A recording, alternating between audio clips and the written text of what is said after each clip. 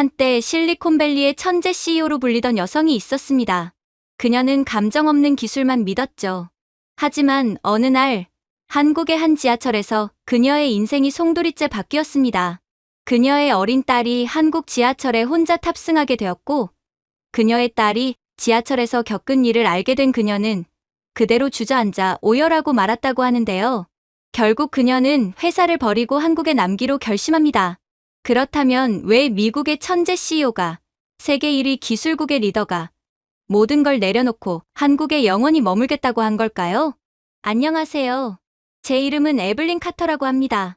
저는 캘리포니아에 본사를 둔 로봇, AI 기업 헬릭스 다이내믹스의 CEO로 일하고 있어요. 사람들은 저를 선구자, 비전 있는 리더, 미래의 상징이라 부릅니다. 하지만 집에 돌아와 텅 빈 의자를 바라볼 때면 그 모든 호칭은 아무 의미가 없습니다. 그곳은 남편이 앉던 자리였지요. 그는 해군공학자였고 6년 전 사고로 세상을 떠났습니다. 그 이후로 저는 생각하는 기계는 만들었지만 살아있는 삶은 만들지 못했습니다. 6살 난 제 딸 소피는 한때 모든 일에 웃음을 터뜨리던 아이였지만 이제는 웃는 것조차 조심스러워합니다. 지난달 소피는 유난히 조용한 얼굴로 학교에서 돌아왔습니다. 엄마, 아이가 말했어요. 왜 친구들이 우리 가족은 진짜 가족이 아니라고 말하는 거죠? 저는 놀라며 물었습니다. 그게 무슨 말이니? 소피는 고개를 숙였습니다. 아빠가 데리러 오는 게 맞는데 우리는 엄마가 오잖아요. 그리고 애들이 엄마는 일만 한다고 했어요. 그 말을 듣는 순간 가슴이 먹먹했습니다. 이 나라에서 여성은 회사를 이끌 수 있지만 놀이터의 잣대에서는 여전히 낙제점이었죠. 미국은 여자아이들에게 꿈을 크게 가지라고 가르치지만 어른이 된 후엔 그 대가를 치르게 만듭니다. 그날 밤 불을 끄고 창밖의 도시불빛을 바라보았습니다. 창문에 비친 제 모습은 사람이라기보다 기계 같았어요. 샌프란시스코의 스카이라인은 에너지로 가득했지만 이상하리만큼 차갑고 피곤했습니다. 저는 조용히 중얼거렸습니다. 이게 진보라면 왜 이렇게 외로운 걸까? 소피는 완벽함에 집착하는 사회보다 따뜻한 세상에서 자라야 했습니다. 일주일 후, 제 비서 다니엘 프라이스가 봉투 하나를 들고 들어왔습니다. 백악관에서 왔습니다. 봉투 안에는 초청장이 들어 있었죠. 미국 일본 한국 정상회의에 기업 대표로 초대된다는 내용이었습니다. 다니엘은 미소를 지었습니다. 축하드립니다, 에블린. 역사적인 자리에 서시겠네요. 하지만 제 마음속엔 다른 감정이 일렁였습니다. 다니엘, 제가 말했습니다. 이젠 세상을 다른 시선으로 봐야 할 때예요. 그는 고개를 갸웃했습니다. 외교 사절단의 시선으로요? 아니요. 평범한 사람의 시선으로요. 의전도, 통역도, 전용차도 없이 국빈으로서의 VIP 대우를 포기하시겠다는 말씀이신가요? 맞아요. 보통 사람들의 삶을 직접 느끼고 싶어요.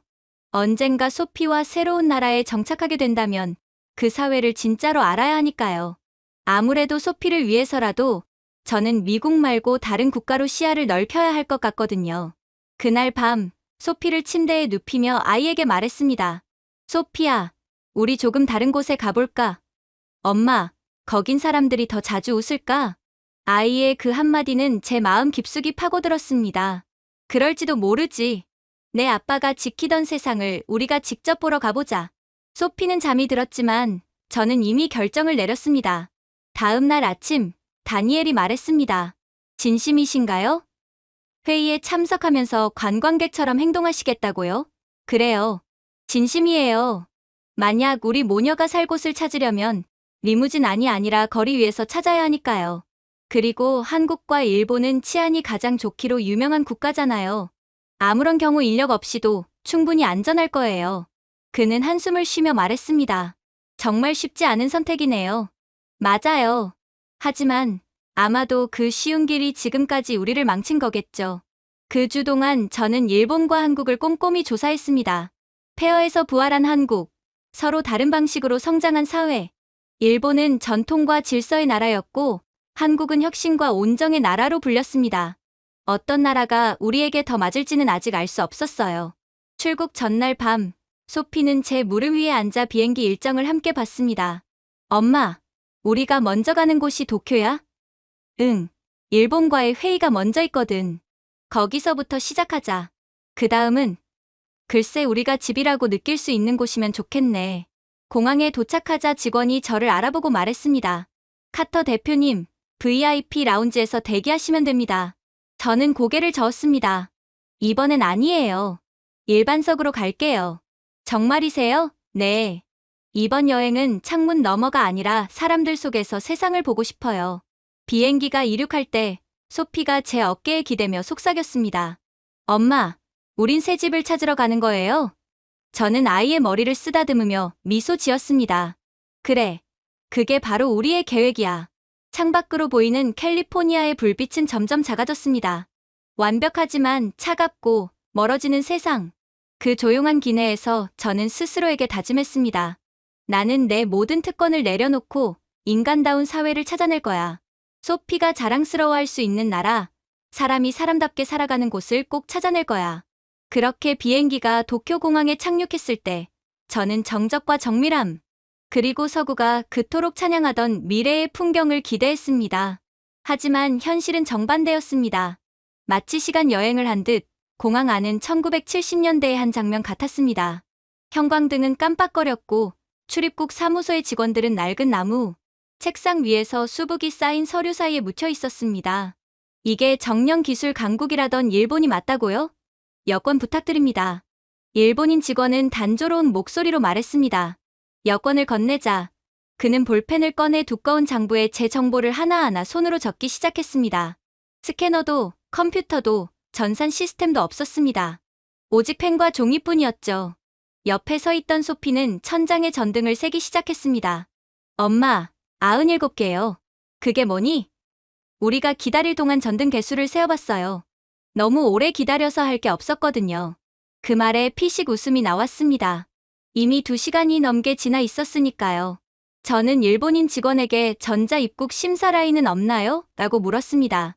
그는 눈을 껌뻑이며 대답했습니다. 아니요. 기계는 실수예요. 사람이 더 정확합니다. 그 말에 그는 자로 도장의 위치를 재더니 여권 위에 꾹 찍었습니다. 잉크가 번지자 그는 한숨을 쉬며 다시 찍었죠. 뒤에서는 아기가 울고 앞에서는 시간이 멈춘 듯 했습니다. 정말로 저는 마치 30년 전으로 돌아간 듯한 느낌마저 들었죠. 수화물 찾는 곳에서는 2명의 노인이 돋보기를 들고 진표를 하나하나 확인하고 있더군요. 저는 다니엘에게 속삭였습니다. 여긴 1975년에 멈춘 걸까요? 그는 피식 웃으며 말했습니다. 역사를 너무 잘 보존한 것 같네요.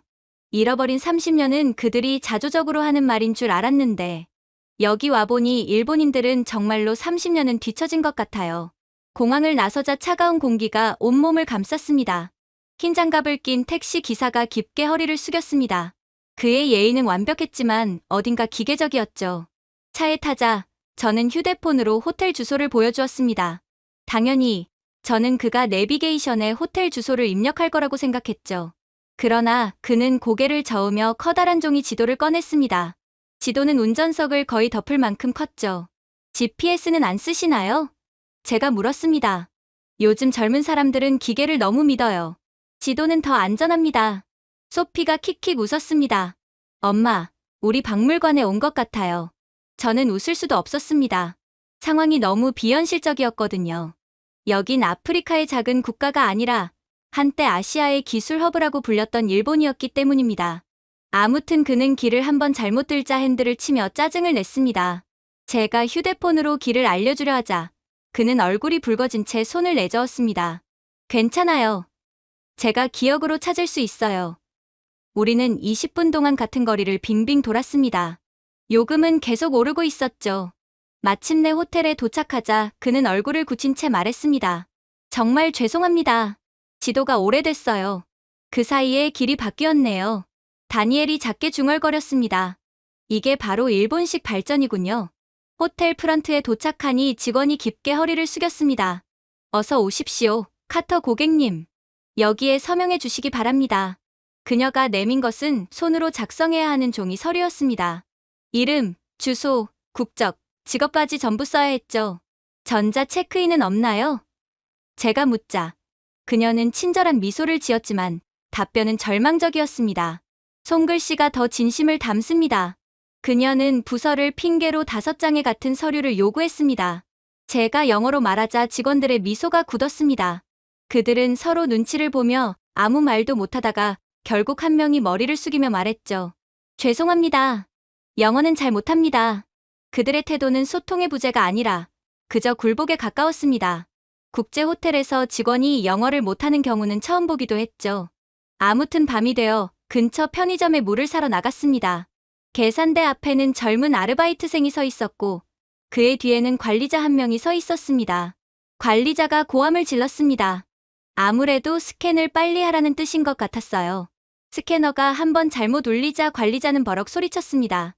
쓸모없군. 수기로 계산하세요. 저는 다니엘이 정말로 정확한 일본어를 통역해준 게 맞나 싶어 귀를 의심했어요. 아무튼 소녀는 허리를 숙이며 떨리는 손으로 가격을 하나하나 입력했습니다. 괜찮아요. 그는 잘하고 있어요. 너무 윽박지르지 마세요. 제가 영어로 말했습니다. 순간 두 사람의 얼굴이 굳었습니다. 관리자는 바로 얼굴을 바꾸더니 굽실거리며 말했습니다. 오, 영어권 외국 손님이셨군요. 죄송합니다. 그는 연신 허리를 숙였지만 제가 떠난 뒤에는 다시 고함을 질렀습니다. 약자에게는 잔인하고 강자에게는 굴종적인 모습이 그대로 드러났죠. 호텔로 돌아오니 소피가 침대 위에서 인형을 꼭 껴안고 있었습니다. 엄마, 여긴 사람들이 자주 인사하지만 웃지는 않아요. 겉으로는 착한 것 같지만 속은 전혀 아니에요. 동심을 가진 어린 아이인 소피는 일본인의 본질을 꿰뚫고 있었어요. 겉은 예의 바르지만 속은 전혀 다른 음습한 면모 말입니다. 그래서 저는 아이의 머리를 쓰다듬으며 대답했어요. 그래. 아마 그들은 웃는 법을 잊은 걸지도 몰라. 커튼을 열자 도쿄의 네온사인이 방 안을 붉게 물들였습니다. 사람들은 정시에 움직였고 잘 작동하는 도시처럼 보였지만 사람들의 표정은 없었습니다. 모두가 작동하고 있었지만 아무도 살아있는 것 같지 않았죠. 세련되어 보이지만 내 조국보다도 삭막한 국가구나. 저는 속삭였습니다. 다음 날 아침 우리는 카페에 갔습니다. 계산대 직원은 제 카드를 거절하며 말하더군요. 현금만 받습니다. 지폐를 내밀자 그녀는 마치 위조 지폐를 보는 듯 빤히 바라보더니 나무로 된 주판을 꺼내 계산을 시작했습니다. 이건 행위 예술인가요? 카드가 안 되는 카페는 20년 전 이후로 처음 봅니다. 다니엘이 중얼거렸습니다. 그녀는 아무 대답도 하지 않고 그저 미소를 지으며 고개를 숙였습니다. 도시 곳곳에서 느껴지는 일본의 자부심은 사실 변화에 대한 두려움이었습니다. 규칙이 인간을 지배하고 예의가 따뜻함을 대신했습니다. 그리고 그들은 백인이나 영어를 구사하는 사람을 숭배하고 두려워하는지 제가 영어를 쓸 때마다 그들의 자신감은 사라지고 눈빛에는 불안만 남았습니다. 분명 일본은 완벽한 질서를 가졌지만 그 질서 속에서 인간다움은 장부한 구석에 접혀버린 듯했죠. 저녁 무렵 횡단보도에 서 있던 소피가 제 손을 꼭 잡으며 말했습니다. 엄마, 여긴 사람들이 숨 쉬는 것도 조심하는 것 같아요. 저는 창밖에 회색 정장을 입은 인파를 바라보며 조용히 답했습니다. 그래, 여긴 숨 쉬는 것도 규칙이 있나 봐. 그러나 가장 충격적인 일은 따로 있었습니다. 그건 바로 유명한 초밥 식당에 갔을 때였어요. 저는 소피가 일본을 세련된 나라로 기억했으면 하는 마음에 고급 오마카세 코스 초밥 식당에 들어갔습니다. 하지만 새우초밥을 제외한 초밥은 전혀 먹지 못하더군요. 그래서 말했습니다. 딸아이가 날 생선을 못 먹어서요. 새우초밥만 주실 수 있을까요? 무례한 부탁은 아니었어요. 새우초밥은 가장 저렴한 초밥이었거든요. 오히려 초밥 식당 측이 이익인 상황이었죠. 그러나 일본인 셰프의 얼굴이 굳어지더군요. 죄송하지만 메뉴 변경은 불가합니다. 저는 차분히 설명했습니다. 사실 그게 더 저렴하잖아요. 하지만 가격은 그대로 낼게요. 아직 6살이에요. 그러자 그는 저를 냉담하게 쳐다보더니 이내 말도 없이 돌아서더군요. 그리고 잠시 후 접시 위에 분홍빛 새우초밥이 올려졌습니다. 저는 안도의 숨을 내쉬었지만 그 순간 소피의 얼굴이 일그러지며 울음을 터뜨렸어요. 매워요. 저는 황급히 초밥을 입에 넣었다가 바로 뱉어버렸습니다. 코끝이 찢어질 듯 아렸습니다. 초밥 안에는 고추냉이가 터질 듯 가득 들어 있었던 겁니다. 이게 대체 뭐죠? 제가 따지자 셰프는 고개를 숙이며 말했습니다. 손님이 새우초밥을 요청하셨습니다. 새우초밥에는 고추냉이가 들어갑니다. 그것이 규칙입니다. 그랬습니다. 일본은 원래 융통성이 없는 국가고 반드시 규칙을 따라야 하는데 그러한 일본만의 문화를 몰랐던 저희는 일본의 규칙을 따르지 않았다는 것에 대한 보복으로 고추냉이 테러를 당했던 거였어요. 그녀는 6살이에요. 제가 목소리를 높였습니다. 경고라도 해주셨어야죠. 셰프는 무표정한 얼굴로 허리를 숙였습니다. 규칙을 지켜주십시오. 다니엘이 낮게 중얼거렸습니다. 제가 통역하는 것보다 직접 영어로 따지는 게 나을 것 같네요. 일본인들은 영어만 보면 쫄아서 아무 말도 못하거든요. 확실히 제가 영어로 말하자 그의 어깨가 움찔했습니다. 당신이 무슨 짓을 했는지 알고 있나요? 그는 얼굴이 하얗게 질렸습니다. 죄송합니다. 영어를 잘 못합니다. 그녀는 연신 고개를 숙이며 바닥을 향해 몸을 낮췄습니다. 그러나 그건 겸손이 아니라 두려움이었어요. 식당 밖으로 나오자 찬 바람이 얼굴을 때렸습니다. 소피는 울먹이며 제 손을 꼭 잡았어요. 엄마, 제가 잘못한 거예요? 저는 아이를 끌어안았습니다. 아니야. 내 잘못이 아니야. 어떤 사람들은 규칙이 친절보다 더 중요하다고 생각할 뿐이야. 호텔에 돌아오니 로비에 피아노가 서글픈 곡을 연주하고 있었습니다. 소피의 작은 손은 아직 눈물을 닦던 탓에 빨갰어요. 이제 떠나자. 안 그래도 미일 회담도 끝난 참이었어. 저는 낮게 속삭였습니다. 여긴 내가 기억할 나라가 아니야. 그때 다니엘이 문을 두드렸습니다. 회의는 끝났습니다. 다음 일정은 선택이십니다. 서울은 생략하실 수도 있습니다. 저는 창가로 다가갔습니다.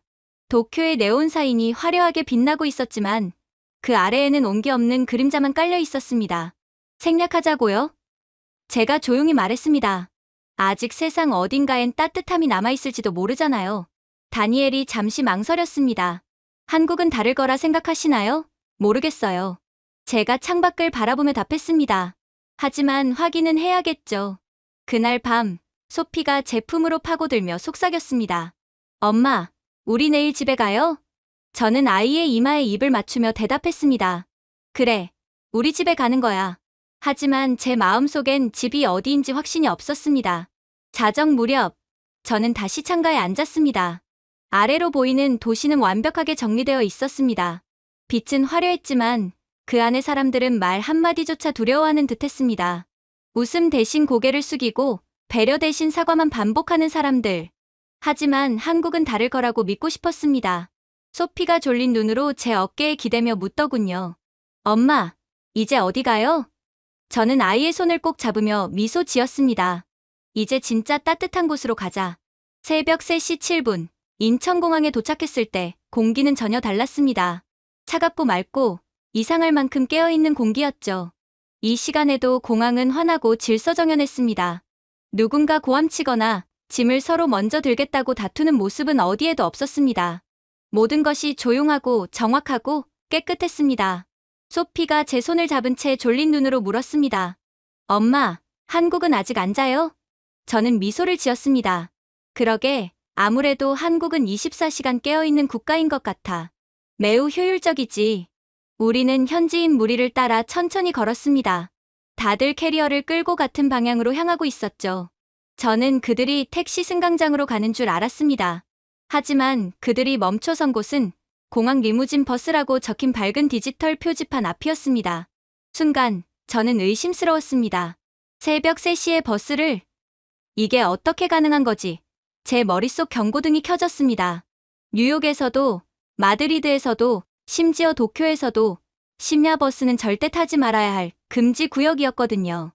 애초에 한국은 새벽 3시에도 버스가 운행되는 말도 안 되는 수준의 대중교통 인프라를 가졌다는 것도 도저히 믿기지가 않았습니다. 그런데 여기에선 모두 너무나 당연하게 받아들이고 있었고 또 너무나도 태연했습니다. 제 옆에 서 있던 젊은 한국 여성이 제 표정을 눈치채더니 부드럽게 미소 짓더군요. 걱정하지 마세요. 심야 버스 때문에 그런 거죠? 여긴 괜찮아요. 아주 안전해요. 한국에 처음 와보는 제 외국인 친구들도 새벽에 버스를 타는 것은 위험하다며 얼어붙곤 하는데 한번 버스를 타보면 늘 안심을 하곤 하거든요. 그녀의 영어는 유창했고 차분했습니다. 이 시간에도요? 제가 되물었습니다. 특히 이 시간엔 더요. 한국의 새벽이 얼마나 안전한지 직접 겪어보기 전까지는 모르실 거예요. 그녀가 자신있게 웃었습니다. 그 한마디가 제 마음을 무너뜨렸습니다. 주위를 다시 둘러보니 정류장은 밝게 빛나고 있었고 어두운 구석 하나조차 보이지 않았습니다. 천장에는 조용히 회전하는 보안 카메라들이 있었고 기둥 옆 전광판에는 실시간으로 버스의 위치가 표시되고 있었습니다. 저는 호기심에 휴대폰을 들어 표지판의 QR코드를 스캔했습니다. 화면에는 이런 문구가 뜨더군요. 6002번 공항버스 2분 후 도착, 자녀 좌석 11석, 내부 온도 23도. 그 순간 저는 중얼거렸습니다. 이게 일본이 잊어버린 진짜 미래구나. 다니엘이 조용히 말했습니다. 이상하네요. 나라가 깨끗할수록 밤이 덜 무서워지는 것 같아요. 맞아요. 제가 웃으며 대답했습니다. 일본에선 대낮에도 GPS가 먹통이었는데 여긴 새벽에도 버스가 실시간으로 움직여요. 그는 작게 웃었습니다. 이건 그냥 교통이 아니라 살아있는 시스템이네요. 그럼에도 저는 아직 완전히 안심하지 못했습니다. 새벽 버스를 타도 괜찮을까? 심지어 나는 어린 아이까지 있잖아. 그 생각이 머리를 떠나지 않았습니다. 하지만 멀리서 들려오는 엔진 소리에 시선이 갔습니다. 정확히 표시된 시각, 버스가 조용히 정류장으로 미끄러져 들어왔습니다. 매연도, 진동도 없었습니다. 마치 바람처럼 부드럽게 멈춰섰죠. 소피가 눈을 반짝이며 말했습니다. 엄마, 버스가 새 것 같아요. 비행기보다 깨끗한데. 제가 웃었습니다. 기사님은 깔끔한 제복 차림으로 버스에서 내려 먼저 할머니 승객의 짐을 들어 올려드렸습니다. 그의 동작은 느긋했지만 정확했습니다. 줄을 서서 기다리는 동안 저는 사람들이 얼마나 자연스럽게 움직이는지 놀랐습니다. 모두 손목시계나 휴대폰을 단 한 번 딸깍 소리로 대고 결제했습니다. 삑, 초록불, 또 삑, 초록불. 어느 누구도 지폐를 꺼내거나 동전을 세지 않았습니다. 그저 한 사람씩 음악처럼 리듬을 맞춰 버스에 올랐습니다. 이건 아직도 동전을 사용하며 대중교통을 이용하는 일본과는 완전히 다른 분위기였어요.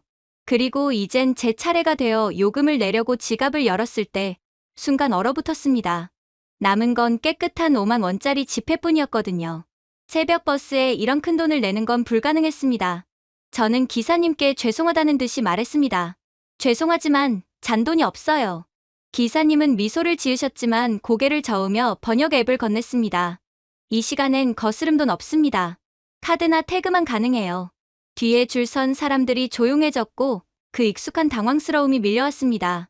뉴욕 지하철이나 도쿄역에서도 이런 순간엔 모두가 시선을 피하곤 했죠. 그때 부드러운 목소리가 제 뒤에서 들려왔습니다. 괜찮아요. 정장을 입은 젊은 한국 남성이 손목에 스마트워치를 단말기에 댔습니다. 삑 하고 소리가 나자 화면에 초록불이 켜졌습니다. 제가 내드릴게요. 저는 놀라서 말했습니다. 저희를 모르시잖아요. 그는 웃으며 말했습니다. 그게 무슨 문제가 되죠? 한국에서는 공경에 처한 사람을 보면 그냥 돕는 거예요. 생각은 두 번째, 그냥 몸부터 나가는 거죠. 그의 말투엔 과장도 보여주기식의 냉정함도 없었습니다. 미국에서는 카메라가 있을 때만 누군가 도왔고 일본에서는 모두가 애써 모른 척했습니다. 하지만 이곳에서는 친절히 숨쉬듯 자연스러웠어요. 진심이에요. 반드시 갚을게요. 제가 말하자 그는 손을 내저었습니다. 괜찮아요. 한국의 첫날이니까 좋은 기억으로 남기세요. 그리고 기회가 된다면 제가 아닌 도움이 필요한 다른 사람에게 갚으세요. 저 또한 누군가에게 비슷한 도움을 받은 적이 있고 그건 모든 한국인들이 똑같을 거예요. 그래서 한국인들은 자신들이 빚진 것을 다른 사람들에게 갚으며 더욱 아름다운 사회를 만들어 나가는 거죠. 저는 그저 할 말을 잃고 말았어요. 한국과 일본은 매우 가까이 있는 국가인데 사람들의 분위기와 마음가짐은 어떻게 이렇게나 다를 수가 있단 말인가요? 그렇게 우리는 창가 자리에 앉았습니다. 버스는 부드럽게 움직이며 고요한 도시를 스쳐갔습니다. 소피가 제 어깨에 기대 속삭였어요. 엄마, 그 아저씨가 우리 대신 내줬어요? 그래, 소피. 그냥 그렇게 했어. 미국에서는 절대로 일어날 수 없는 일이 한국에서의 첫날 일어난 거야. 몇 분이 지나고 저는 휴대폰의 지도 앱을 확인했습니다. 그런데 노선이 이상했습니다. 잠깐만요 하면 속버스 아이콘이 처음과 다른 경로로 움직이고 있었습니다. 길이 바뀌었어요. 제가 당황하자 다니엘이 말했습니다. 지름길 아닐까요? 제 심장은 빠르게 뛰었습니다. 미국에서라면 새벽에 노선이 바뀌는 건 좋지 않은 신호였습니다. 버스 납치나 강도 같은 사건이 흔했으니까요. 저는 아까 이야기를 나눴던 뒷자리의 여성에게 외쳤습니다. 실례합니다. 버스가 다른 길로 가고 있어요. 우리 모두 하차해야 한다고요. 그러자 그녀는 저를 보고 미소 지을 뿐이더군요. AI가 경로를 바꾼 거예요. 어쩌면 우리의 경로가 공사 중이겠죠. 그녀는 대시보드의 작은 화면을 가리켰습니다. 화면에는 도로 폐쇄 구간이 자동으로 표시되어 있었고 시스템이 이미 우회 경로를 계산해 두었더군요. 이 시스템은 항상 가장 안전한 길로 갑니다. 저는 안도의 한숨을 내쉬며 자리에 앉았습니다. 그리고 그녀는 다시금 말을 건네왔죠. 걱정 마세요. 매일 그래요. 한국 버스는 교통 AI가 실시간으로 업데이트돼요. 가장 효율적인 경로로 안내하죠. 그래서 서울은 면적 대비 차량 대수가 세계에서 가장 많은 수준이지만 교통 혼잡도는 그에 비해 가장 낮은 수준이죠. 우리는 기술로서 교통 혼잡 문제를 해결했어요. AI가 실시간으로요? 그녀가 고개를 끄덕였습니다. 전국 교통망이 연결돼 있어요. 버스, 지하철, 택시 전부요. 저는 앱을 다시 열었습니다. 화면엔 공사 구간 감지 안전 우회로 적용 중이라는 문구가 영어로 자동 번역되어 나타났습니다. 번역까지 자동으로 되네요. 제가 중얼거리자 다니엘이 웃었습니다. 한국은 기술이 사람보다 빨리 생각하네요. 이런 기술을 어떻게 구축해 놓았을까요? 일본은 30년을 잃었지만 한국은 30년 앞서 있어요. 그 남성이 웃으며 덧붙였습니다. 결제, 번역, 교통 다 연결돼 있어요. 하나의 시스템이죠. 그 말을 듣는 순간 기술이 인간을 지배하는 게 아니라 인간을 감싸는 나라구나라는 생각이 들었습니다. 버스 창밖엔 서울의 불빛이 하나둘 드러났습니다. 반짝이지만 이상하게 따뜻한 빛이었죠. 버스가 조용히 한강을 건널 때 소피가 놀라며 말했습니다. 엄마, 버스가 말을 해요. 정말이었습니다. 부드러운 여성 음성이 한국어로 들려왔습니다. 앞 도로가 조금 울퉁불퉁합니다. 안전벨트를 매주세요. 그 위에는 영어 자막이 자동으로 떴습니다. 남성이 웃으며 말했습니다. 심지어 버스도 승객을 걱정하죠. 저도 웃었습니다. 미국 버스는 사람을 버려두고 가요. 일본은 규칙만 지킬 뿐 따뜻함은 절대로 찾아볼 수 없죠. 그런데 여긴 기계가 사람을 챙기네요. 그가 고개를 끄덕였습니다. 한국은 기술보다 사람이 먼저예요. 아이러니하게도 그래서 기술이 빠르게 발전할 수 있었던 거죠.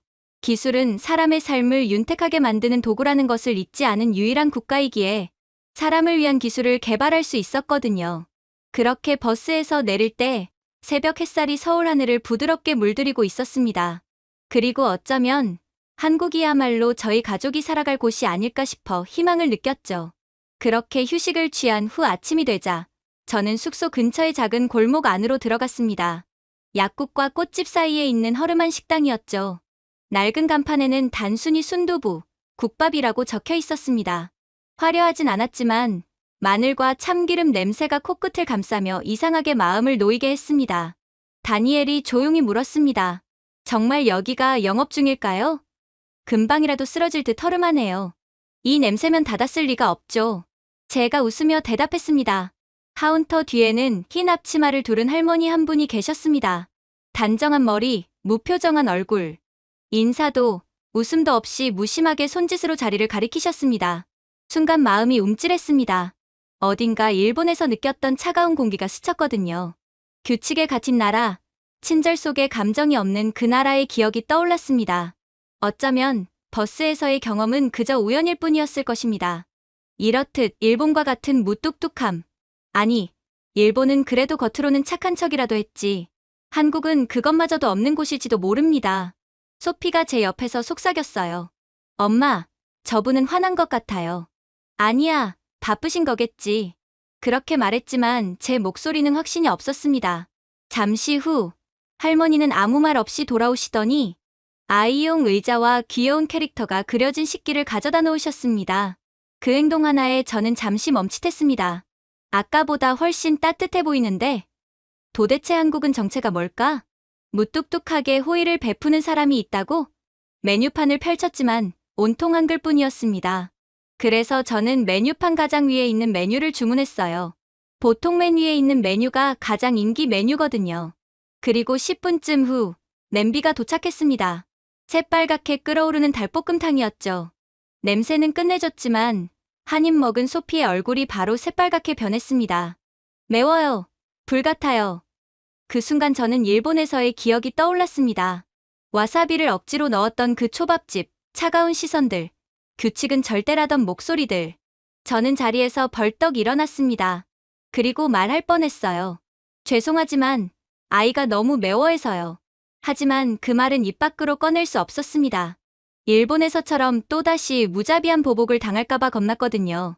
만약 이번에도 그런 일을 겪는다면 어린 소피에겐 씻을 수 없는 기억으로 남을 것입니다. 하지만 그때 이상한 일이 일어나기 시작했어요. 한국인 할머니는 매워하는 소피를 바라보시더니 아무 말 없이 고개를 끄덕이고 주방으로 들어가셨거든요. 다니엘이 속삭였습니다. 화나신 건 아니겠죠? 글쎄요, 설마 쫓겨나는 건 아니겠죠? 그런데 몇 분 뒤 할머니가 새로운 쟁반을 들고 나오셨습니다. 이번엔 완전히 다른 음식이었습니다. 윤기가 자르르 흐르는 불고기, 반짝이는 당면이 담긴 잡채, 그리고 고소한 계란국까지. 저는 당황해서 말했습니다. 이건 저희가 주문하지 않았는데요.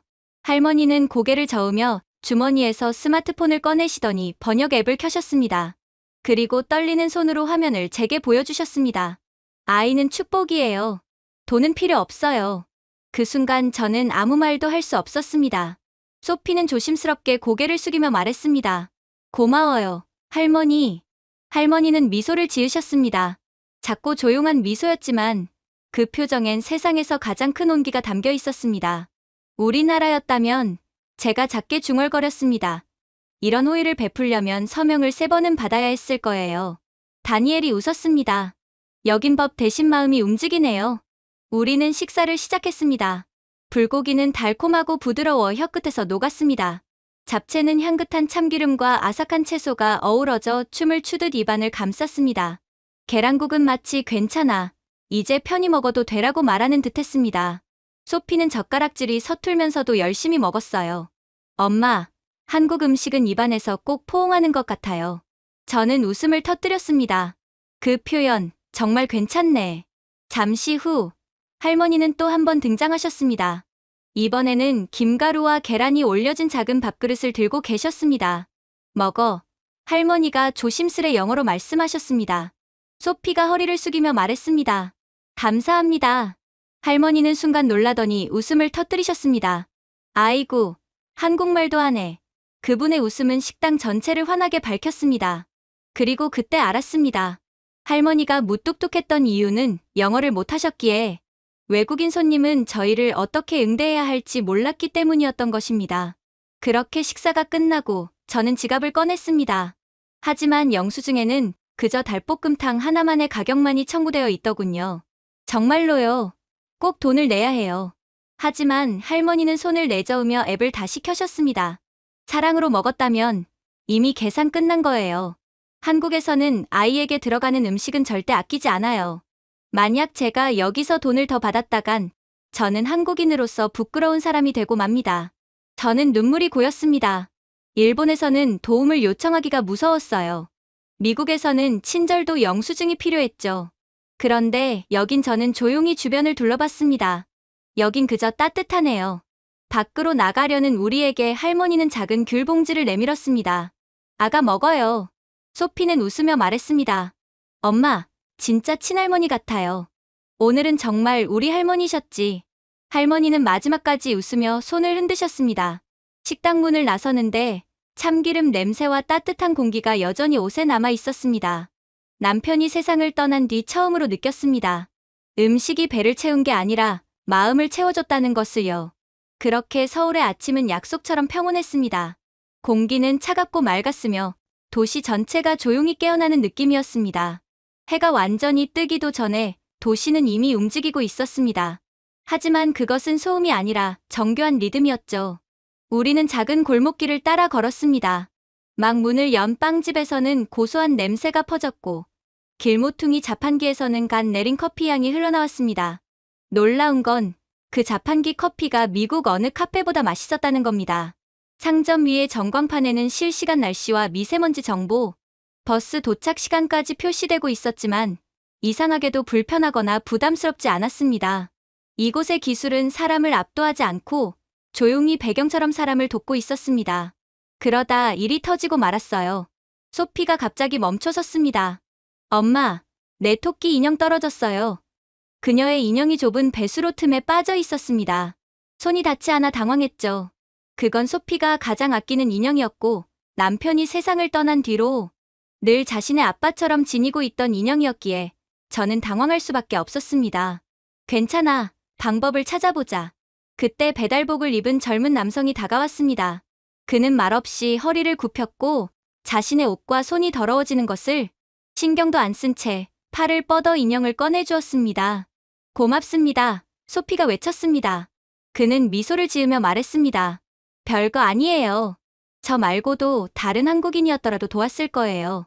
한국에서 도움이 필요하거든 반드시 도움을 요청하세요. 모두가 당신을 위해 아낌없이 도움을 베풀어 줄 것입니다. 저는 거의 눈물을 흘릴 뻔했어요. 대가 없는 호혜 따위는 없는 삭막한 미국은 두말 할 것도 없고 아직 너무나도 어렸음에도 일본에서 끔찍한 경험을 해야 했던 소피에게 세상은 아직 살만하다는 것을 보여주는 한국인들에게 너무 고마웠거든요. 물론 놀라운 일은 계속되었습니다. 거리를 따라 걸으며 저는 충격을 느꼈어요. 사람, 로봇, 자전거, 자율주행 청소차까지 모두가 경쟁이 아니라 협력의 리듬으로 움직이고 있었습니다. 한 노인이 장바구니를 떨어뜨리자 지나가던 학생 2명이 자연스럽게 달려와 주워주더군요. 소피가 제 손을 꼭 잡으며 말했습니다. 엄마, 여기 사람들은 다 서로 도와요. 저는 미소 지었습니다. 그래. 그래서 도시가 살아있는 거야. 새벽일지라도 말이지. 유리 건물 사이에 자리한 작은 공원에 도착했습니다. 입구에는 전자 안내판이 있었습니다. 방문자님, 안내문을 영어로 번역하시겠습니까? 얘를 누르자 순식간에 모든 표지판과 지도, 안전 안내문이 영어로 바뀌었습니다. 다니엘이 웃었습니다. 다운로드도 광고도 없네요. 서울이 우리를 정식으로 받아들인 것 같아요. 소피는 웃으며 분수 근처에서 뛰어놀았고 분수는 아이의 웃음에 반응하듯 물줄기를 높였습니다. 저는 벤치에 앉아 도시의 소리를 들었습니다. 모든 게 조화로웠습니다. 여기 한국에서 기술은 사람을 대체하지 않았습니다. 오히려 보호하고 있었죠. 일본보다 거의 50년은 앞서 있는 것 같은 모습이었어요. 그때 또 알림이 떴습니다. 공기질이 낮아지고 있습니다. 중국발 미세먼지 경보입니다. 120m 앞 실내 카페로 이동을 권장합니다. 저는 웃었습니다. 이 나라는 공기마저 예의가 있네요. 대피해야 할 때를 알고 사람들에게 알려주잖아요. 다니엘이 웃으며 대답했습니다. 뉴욕에서는 공기가 눈으로 경고하죠. 따가워서요. 문명은 도시가 얼마나 부드럽게 말하느냐로 측정되는 것 같네요. 그리고 그런 면에서 한국은 세계에서 가장 문명화된 도시라고 할 수 있어요. 그렇게 저희는 숙소로 돌아와 휴식을 취했어요. 그리고 밤 11시가 거의 다 되었을 때 소피가 제 소매를 살짝 잡았습니다. 엄마, 아이스크림 먹고 싶어요. 그 목소리는 작았지만 단호했습니다. 이미 제 패배가 예정된 말투였죠. 소피의 애절한 표정을 볼 때면 저는 늘 패배하며 그녀의 부탁을 들어주곤 했거든요. 그래도 지금은 아니었어요. 지금은 밤 11시였거든요. 저는 창밖을 바라보며 한숨을 쉬었습니다. 서울의 스카이라인은 여전히 반짝이고 있었고 도시의 불빛은 마치 아직 깨어있다고 말하는 듯 했습니다. 이 시간엔 너무 늦었어. 제가 말했습니다. 미국에서는 지금 나간다는 건 상상도 못하겠는걸. 소피는 순진하게 대답했습니다. 하지만 엄마가 그랬잖아요. 한국은 안전하다고. 그 말에 저는 잠시 망설였습니다. 사실이었거든요. 저는 한국에 온 뒤로 그 말을 계속 되뇌고 있었습니다. 절반은 감탄으로, 절반은 아직 믿기지 않아서요. 좋아. 제가 미소 지으며 말했습니다. 이번 한 번만이야. 사실 그건 소피를 위해서만은 아니었어요. 저는 이 나라가 정말로 제가 미국에서 이룬 모든 것을 포기하고 올 수 있을 정도로 완벽한 국가인지를 경험해보고 싶었거든요. 그렇게 호텔 로비를 지나칠 때 다니엘이 피식 웃었습니다. 이 밤중에 아이스크림이요? 용감하신데요. 이건 실험이에요. 제가 말했습니다. 문화 탐구를 위한 실험이죠. 한국이 이것마저 통과한다면 저는 정말 미국에서 이뤄낸 모든 것을 버릴 준비가 되어 있어요. 밖으로 나가자 저는 놀라움을 감출 수 없었습니다. 거리는 여전히 밝았지만 눈부시지 않았습니다. 마치 누군가 비친 사람을 안심시켜야 한다는 걸 알고 설계한 것 같았습니다. 몇 미터마다 파란색 안전 비상벨 표지판이 있었고 스피커에서는 부드러운 목소리가 흘러나왔습니다. 도움이 필요하시면 버튼을 누르세요. 이곳의 밤은 어둠의 것이 아니었습니다. 미국에서는 해가 짐과 동시에 모든 도시의 거리에서는 각종 불법 약물과 총격전이 펼쳐지지만 한국에서는 평범한 사람들이 밤을 지배하고 있었어요. 좁은 골목으로 들어서자 벽면이 갑자기 밝아졌습니다. 스마트 조명이 저희 발걸음을 감지해 자동으로 켜진 것이었습니다. 엄마, 불이 우리 따라와요. 소피가 웃으며 말하자 제가 대답했습니다. 따라오는 게 아니라 지켜주는 거야. 한국이 우리를 지켜주는 거지. 마침내 자정이 넘었지만 거리는 여전히 살아 있었습니다. 배달 기사들이 조용히 오토바이를 몰고 지나갔고 청소 근로자들이 길을 쓸며 서로 인사를 나눴습니다. 편의점 안에서는 대학생들이 컵라면을 나눠 먹으며 웃고 있었죠. 늦은 밤인데도 외롭다는 느낌은 전혀 들지 않았습니다. 오히려 도시가 제 곁을 지켜주는 듯했어요. 편의점 안으로 들어서자 맑은 벨소리가 울렸습니다. 점원은 젊은 여성이었고 저희를 보고 정중히 인사했습니다.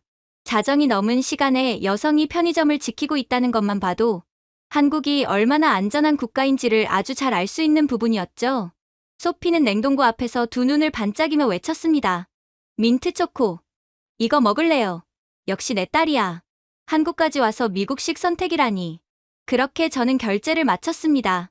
하지만 그렇게 편의점을 나섬과 동시에 소피가 아이스크림을 한 입 먹자마자 떨어뜨렸습니다. 차가운 콘이 바닥에 부딪히며 부서졌죠. 소피의 얼굴이 금세 울상이 되었습니다. 하지만 그 순간 놀라운 일이 벌어지기 시작했어요. 근처에 있던 배달 기사가 오토바이를 세우더니 다가왔습니다. 그는 그저 기다리라고 말한 뒤 편의점에 들어가 똑같은 아이스크림을 구매해서 소피에게 건네줬어요. 제가 놀라며 말했습니다. 아니, 괜찮아요. 제가 다시 사면 돼요. 그는 손을 내저었습니다. 괜찮아요. 한국에선 아이가 우는 게 제일 안타까운 일이에요. 소피는 금세 웃음을 되찾았고 감사합니다라고 외쳤습니다. 기사는 웃으며 번역 앱을 건넸습니다. 열심히 공부해서 안 떨어지는 아이스크림을 발명해요. 네. 소피가 씩씩하게 대답했습니다. 집으로 돌아오는 길에 순찰차 한 대가 천천히 다가왔습니다. 차량의 디스플레이에 귀가 도우미 모드 활성화라는 문구가 떴습니다. 차 안에서 차분한 여성의 목소리가 들렸습니다. 귀가를 도와드릴까요? 순간 저는 긴장했습니다. 미국에서 경찰차는 늘 불안의 상징이었으니까요. 괜찮아요. 감사합니다. 제가 말하자 그 목소리는 부드럽게 대답했습니다. 알겠습니다. 조심히 귀가하세요. 가로등이 길을 밝혀드릴 거예요. 그리고 정말로 그 순간 앞길의 가로등들이 하나둘 밝아지며 우리를 비추었습니다. 소피가 제 손을 꼭 잡았습니다. 엄마, 불빛이 우리한테 인사하네요. 저는 미소를 지었습니다. 그래. 여긴 그런 나라야. 사람을 밝히는 나라. 호텔에 도착했을 땐 소피는 제 품에서 잠들어 있었습니다. 창문을 열자 서울의 거리는 여전히 빛나고 있었죠. 교차로마다 부드러운 푸른빛이 흐르고 그 아래에서 사람들은 안심하고 걸었습니다. 저는 잠시 로스앤젤레스의 밤을 떠올렸습니다. 경적 소리, 어둠 속의 불안, 2번 잠그던 문고리. 아마 문고리를 10번을 잠궈도 미국에서는 절대로 안심이라는 것을 할 수가 없을 것입니다. 그러나 다시 눈을 돌리니 저는 아이를 안고 한국의 한복판에서 평화롭게 서 있었어요. 그때 다니엘이 문을 두드렸습니다. 임무 완수하셨나요? 아이스크림 작전 말이에요. 제가 웃으며 대답했습니다. 네, 서울은 합격이네요. 무슨 시험이었죠? 두려움 대신 신뢰로 작동하는 도시인가 하는 시험. 불을 끄자 조명이 제 호흡에 맞춰 자동으로 부드럽게 어두워졌습니다. 저는 그저 한국의 감사함과 존경을 느끼며 잠을 청했죠. 그리고 다음 날 소피는 새벽부터 일어나 저를 깨워댔어요. 딸은 원래 집 밖으로 통 나가지 않는 녀석이었는데 한국이 얼마나 마음에 들었으면 새벽부터 저보고 여행을 시작하자며 난리를 떨어대더라고요. 저는 아빠를 잃고 매일 우울해하던 녀석의 미국에서의 삶이 떠올라 애써 기운을 차린 채 소피의 말대로 빠르게 나갈 채비를 했어요. 놀랍게도 한국에서는 지하철이 새벽임에도 운행하고 있더군요. 새벽 첫 지하철이 플랫폼으로 미끄러지듯 들어왔습니다. 소리가 거의 나지 않았습니다. 서울의 지하철은 조용하면서도 살아있는 듯했죠. 마치 도시 전체가 숨을 고르며 한 호흡으로 움직이는 느낌이었습니다. 공기는 맑았고 바닥은 반짝였으며 새벽 5시임에도 전광판에는 초 단위로 열차 도착 시간이 표시되고 있었습니다.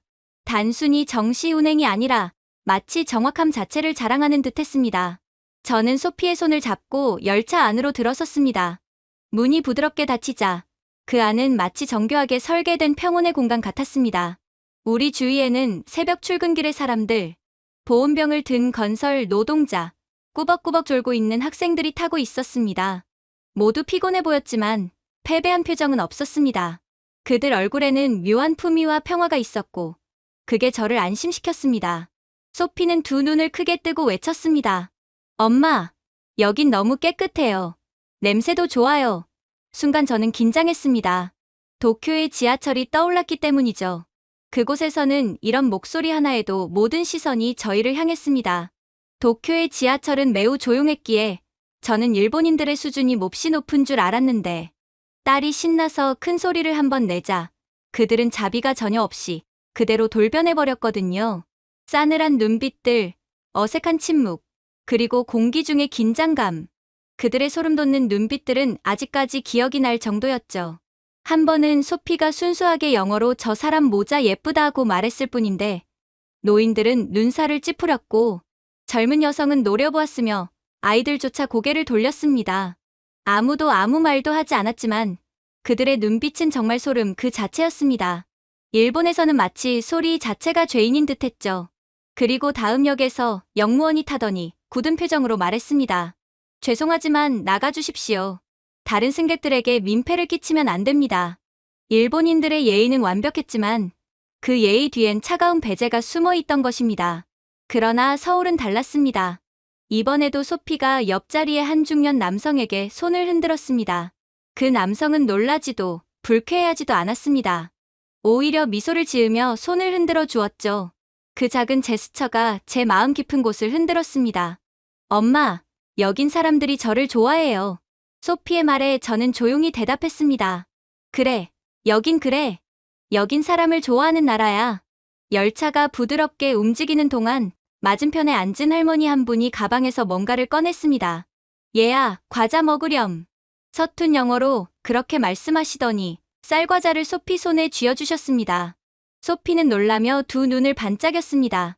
감사합니다. 할머니는 그저 웃으며 고개를 끄덕였습니다. 그리고 열차가 터널을 지나던 중 소피가 콧노래를 부르기 시작했습니다. 그녀는 지금 이런 상황 자체가 너무 기쁜 듯 했죠. 하지만 저는 또다시 긴장했습니다. 이러면 눈총받지 않을까 하는 불안이 올라왔죠. 하지만 놀랍게도 옆자리 남성이 미소를 지으며 작은 소리로 함께 흥얼거렸습니다. 그리고 둘은 금세 웃음이 터졌습니다. 주변 승객 중 한 대학생은 이어폰을 빼고 박수를 쳤습니다. 저는 그 모습을 보고 눈가가 뜨거워졌습니다. 우리나라에서는 이런 일 절대 없어요. 미국 지하철은 목적지로 가는 수단일 뿐이지만 여긴 사람을 잇는 공간인 것 같았어요.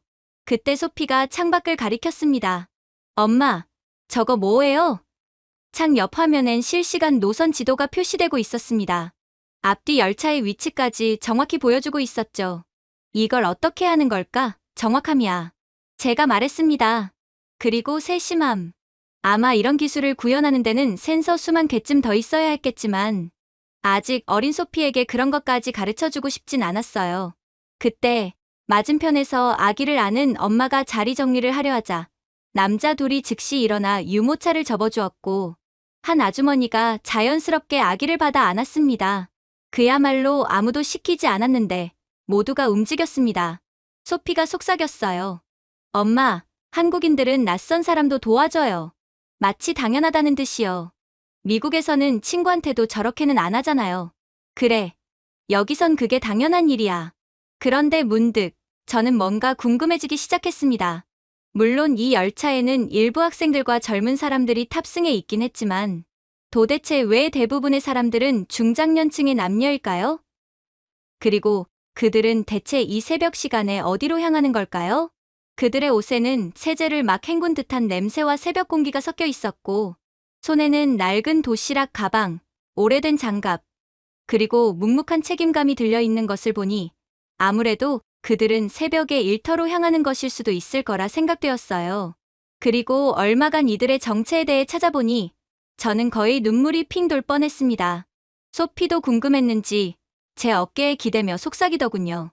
엄마, 왜 이렇게 많은 할머니, 할아버지들이 이 시간에 깨어 있어요?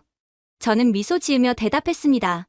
소피야, 이분들이 바로 이 나라를 세운 분들이란다. 그리고 아직도 지키고 계셔. 제 맞은편엔 노인 한 분이 앉아 안경김을 닫고 계셨습니다. 그의 작업복엔 서울시 환경미화과라고 적혀 있었죠. 매일 이렇게 새벽마다 일하시나요? 제가 물었습니다.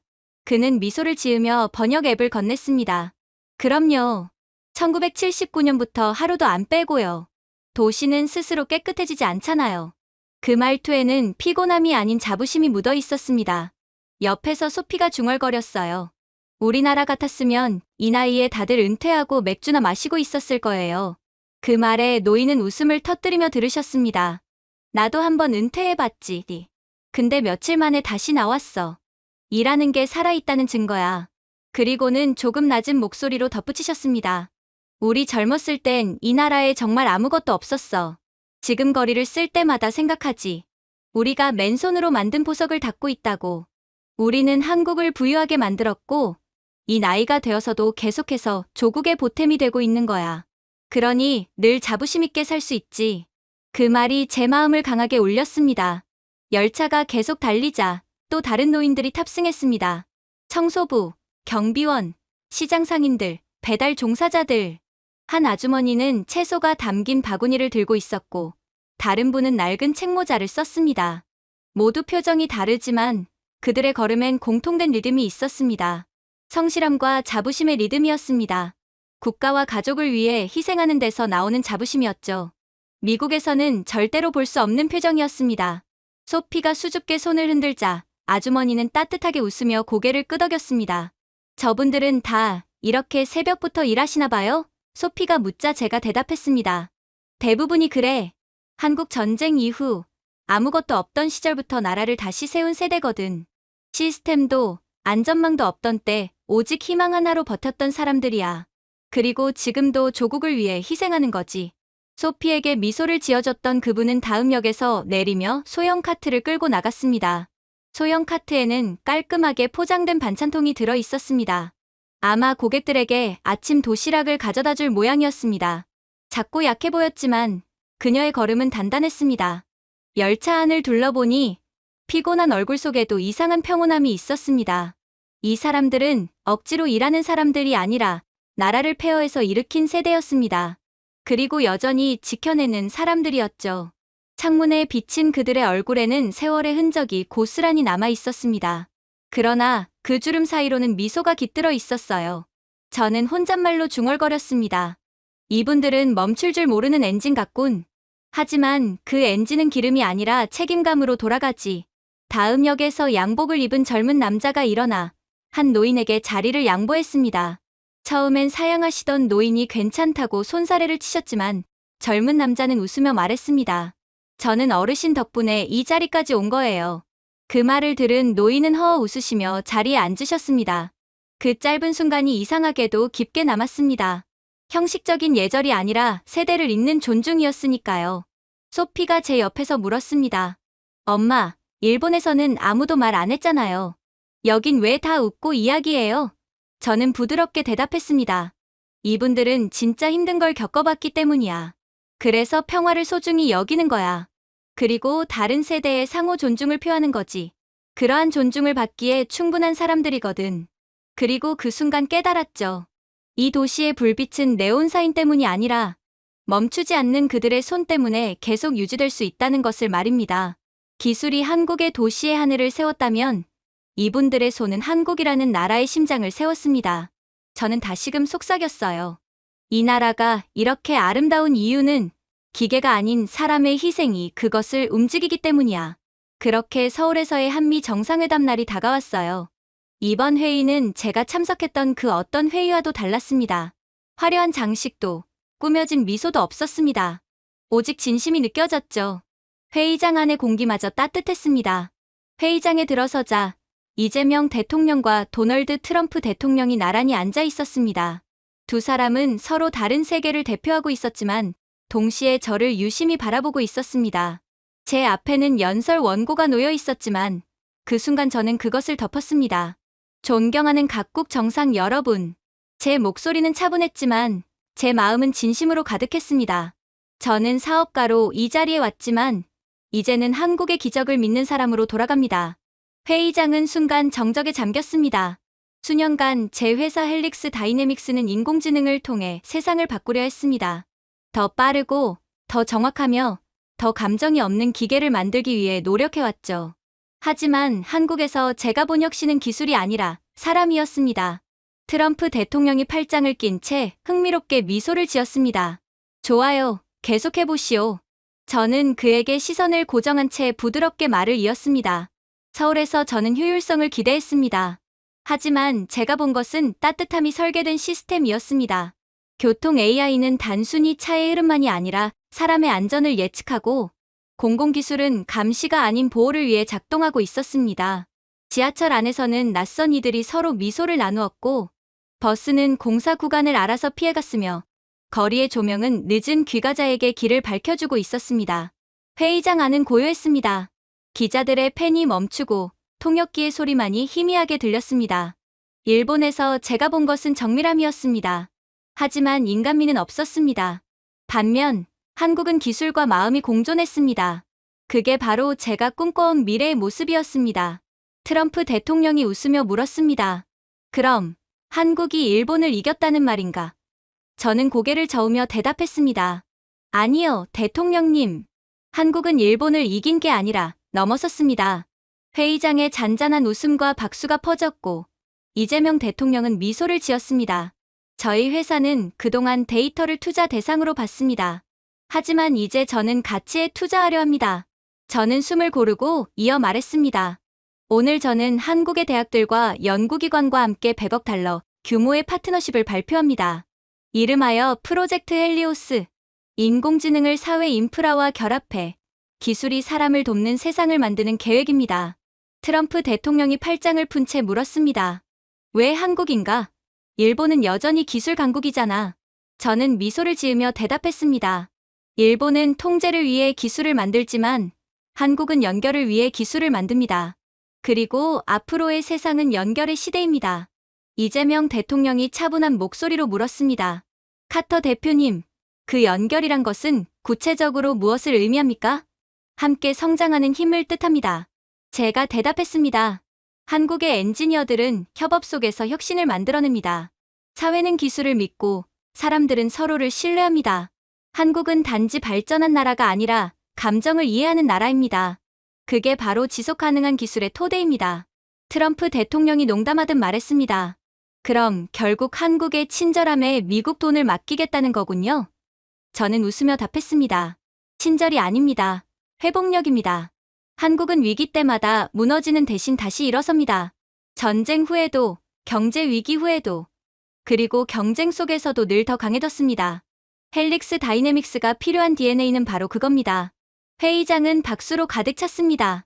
기자들은 분주히 메모했고 몇몇 외교관들은 조용히 고개를 끄덕였습니다. 누군가 중얼거렸습니다. 미국 CEO가 감동을 투자로 바꾸다. 저는 미소 지으며 덧붙였습니다. 어제 새벽, 저는 지하철에서 일하는 어르신들을 봤습니다. 그들은 느리지만 자부심으로 움직였습니다. 저는 그들의 손에서 진정한 혁신을 보았습니다. 기술이 아닌 헌신이 이 나라를 세운 것입니다. 한국의 성공은 설계된 것이 아니라 쌓아 올려진 것입니다. 이재명 대통령이 고개를 끄덕이며 말씀하셨습니다. 감사합니다. 신뢰는 곧 책임이기도 하지요. 저는 고개를 숙이며 대답했습니다. 대통령님, 이것은 신뢰를 넘어 인정입니다. 한국은 이미 세계에서 가장 똑똑한 도시를 만들었습니다. 이제는 세계에서 가장 따뜻한 네트워크를 함께 만들어가고 싶습니다. 한국에서 한국인들과 함께요. 회의장 전체가 일어나 박수를 쳤습니다. 트럼프 대통령이 제게 다가와 말했습니다. 당신답네요, 카터. 언론이 아주 좋아하겠어. 그럴지도 모르죠. 제가 웃으며 답했습니다. 하지만 이런 이야기는 꼭 세상이 들어야 하니까요. 그가 묻습니다. 그럼 일본에는 투자 안 하나요? 저는 단호하게 대답했습니다. 아니요. 일본의 시스템은 훌륭하지만 영혼이 없습니다. 이제 그런 나라는 경쟁력이 없어요. 저는 인간을 흉내내는 기계가 아니라 인간을 이해하는 시스템에 투자하고 싶습니다. 그날 밤 호텔 로비에 기자들이 몰려들었습니다. 한 기자가 외쳤습니다. 카터 대표님, 한국에 거주 신청서를 냈다는 게 사실입니까? 저는 조용히 미소 지으며 서류 봉투를 꺼냈습니다. 네, 사실입니다.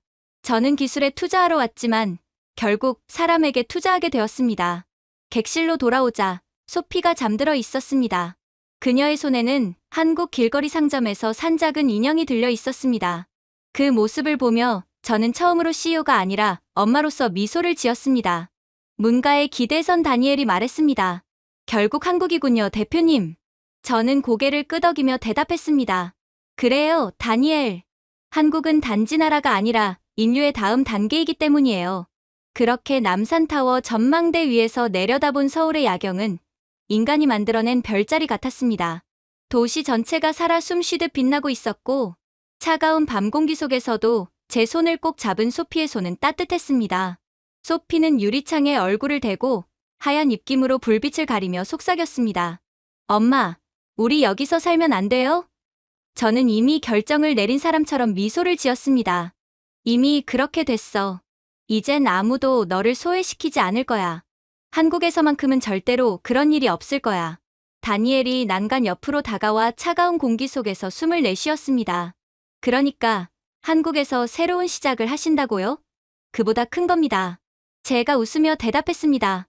서울에 윤리적 AI 재단을 세울 겁니다.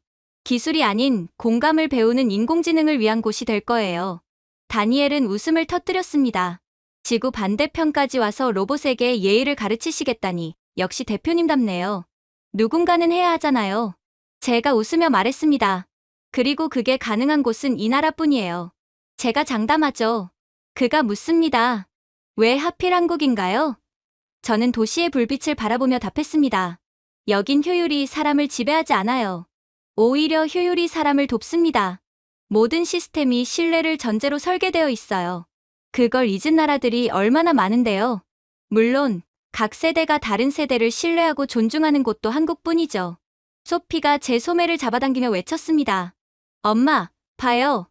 한강 위로 불빛이 반짝이며 흐르고 있었습니다. 별들이 물 위에서 헤엄치는 것 같아요. 저는 웃으며 대답했습니다. 어쩌면 진짜로 내려온 걸지도 모르겠네. 소피는 한국의 길거리에서 배운 노래를 흥얼거리며 뛰어다녔고 그 모습은 제게 잊고 있던 평화를 되찾게 해주었습니다. 안전해서가 아니라 이해받고 있다는 안도감 때문이었습니다. 다니엘이 제 옆에 기대어 말했습니다. 대표님, 이렇게 편안해하시는 건 처음 봅니다. 한국은 망가진 회로를 고쳐주는 곳이네요. 그가 웃었습니다. 그럼 이제 정말 여기서 살 거군요? 그럴 거예요. 그리고 당신도 남는 게 좋을 거예요. 저도 생각 중이었습니다. 여긴 삶이 일보다 더 중요한 것 같아요. 그건 사람들이 일하기 위해 사는 게 아니라 함께 살아가기 위해 일하기 때문이에요. 아래에서는 연인들이 사진을 찍고 노인이 군밤을 팔고 청소년 둘은 서로 식사비를 내겠다고 다투고 있었습니다. 소피가 군밤 봉지를 들고 돌아오며 자랑스럽게 외쳤습니다. 저한테 하나 더 주셨어요. 다니엘이 웃으며 물었습니다. 그 아저씨가 너보고 귀엽다고 했지. 소피가 고개를 저었습니다. 아니요. 한국에 온 걸 환영해요 라고 하셨어요. 그 웃음 속에서 저는 깨달았습니다. 오랜 시간 쫓기던 성공도, 명예도, 인정도 이제는 중요하지 않았습니다. 이제 저는 집을 찾았습니다. 진짜 집이요. 아무리 미국에서 태어났어도 가족으로 인정받지 못하는 가짜 집이 아니라 말입니다. 밤이 깊어 아파트로 돌아오자 창문 너머 한강의 불빛이 은은하게 일렁이고 있었습니다. 저는 이민국 웹사이트를 열고 거주 신청서 항목을 클릭했습니다. 각 문항이 생각보다 묵직했습니다. 거주의 목적은 저는 잠시 고민하다가 조용히 입력했습니다. 사람을 믿을 수 있는 나라에서 딸을 키우기 위해서 이름을 쓰고 제출 버튼을 누른 순간 미소가 저절로 나왔습니다. 그때 소피가 방에서 뛰어나왔습니다. 한글이 그려진 잠옷을 입은 채로 말이죠. 엄마, 들어보세요. 그리고 당당하게 외쳤습니다. 사랑해요, 엄마. 저는 놀란 눈으로 그녀를 바라보다가 부드럽게 웃었습니다. 많이 연습했구나. 선생님이 말했어요. 한국은 절대 포기하지 않는 나라래요. 진짜예요. 저는 무릎을 꿇고 그녀를 안아주었습니다. 그럼, 정말이야. 그리고 이제 그건 우리 이야기도 될 거야. 한국에서 잘해보자꾸나. 다니엘이 두 잔의 차를 들고 문가에 서 있었습니다. 대표님, 이제 세상에 알려야겠네요. 인공지능의 미래가 서울로 왔다고. 제가 웃었습니다. 아니요, 아직은요. 지금은 그냥 살아봐야죠. 창밖의 네온사인은 강물 위에 금빛으로 번지고 있었습니다. 멀리서 들려오는 사람들의 웃음소리가 도시를 포근하게 감쌌습니다. 저는 마지막으로 창밖을 바라보며 속삭였습니다. 나는 기계를 이야기하러 왔다. 그러나 인간을 발견했다. 그리고 정말로 제 인생에서 처음으로 그 말을 진심으로 느꼈습니다. 제가 준비해온 내용은 여기까지입니다. 끝까지 시청해주셔서 진심으로 감사드리며 여러분들의 구독과 좋아요, 알림 설정은 영상 제작에 큰 힘이 됩니다. 이상 세모튜브였습니다.